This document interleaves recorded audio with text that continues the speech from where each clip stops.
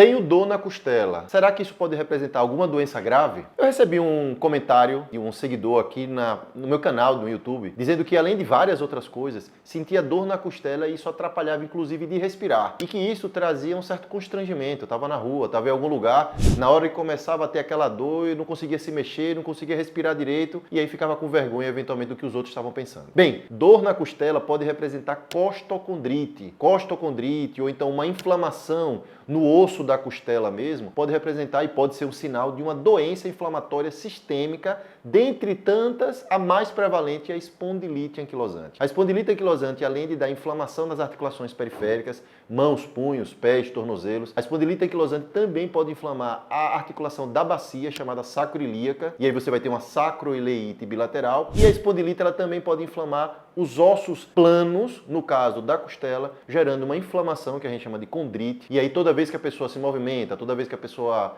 respira rápido, toda vez que alguém aperta, toda vez que encosta na costela, a pessoa tem uma dor. Se você tem sintomas parecidos com esse, se você também, além disto, acorda quase todo dia, rígido, com dificuldade de movimentar e demora aí uma hora e meia para você conseguir pegar direito no tranco, né, desenferrujar. Se além disso, você também às vezes tem o olho vermelho, às vezes tem uma diarreia que você não tem muita noção ou alguém ainda não explicou para você o motivo da diarreia, é possível que você tenha uma espondiloartrite e a mais comum delas, a espondilite anquilosante. Você não deve ficar com vergonha, como essa minha seguidora, né, como essa nossa amiga comentou. A doença é sua. E se você procurar a ajuda correta, você vai ser acolhida da maneira mais adequada possível. Só que você tem que encontrar o caminho certo. Procure o reumatologista. E se seu médico, que está tratando você das suas dores, não lhe encaminhar, procure espontaneamente o médico reumatologista. Nós seremos capazes de fazer os exames que podem diagnosticar a sua condição e a partir daí dar o melhor andamento para que você não precise ficar com vergonha, não precise ficar constrangida, para que você tenha solução para o seu problema.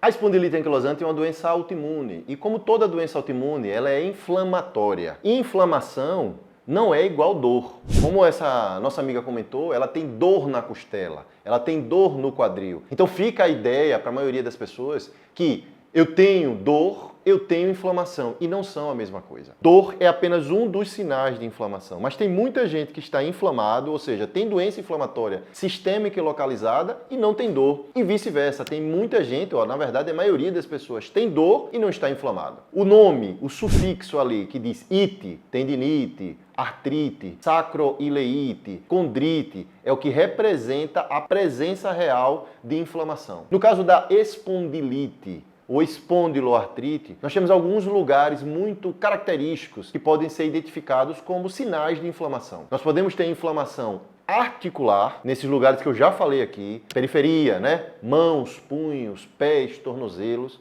Nós podemos ter inflamação no eixo axial, no caso aqui comentado, sacroileite bilateral, mas pode ter inflamação na coluna lombar, inflamação no hérnia de disco. Inflamação não é artrose na coluna, é a inflamação característica da doença, que o seu médico reumatologista pode explicar para você a diferença entre um e outro. Você pode ter inflamação em coisas que não são articulares. Você pode ter inflamação no intestino, por exemplo, gerando uma diarreia crônica. Essa inflamação intestinal é colite, e a colite pode ser sinal de uma doença inflamatória intestinal que pode ser sozinha a doença autoimune ou ela pode muito bem estar vinculada à espondilite anquilosante. Alguns pacientes que têm espondilite, que têm espondiloartrite, têm também doença de Crohn ou retocolite ulcerativa. A inflamação pode ser no olho e a inflamação ocular mais comum associada à espondiloartrite é a uveíte.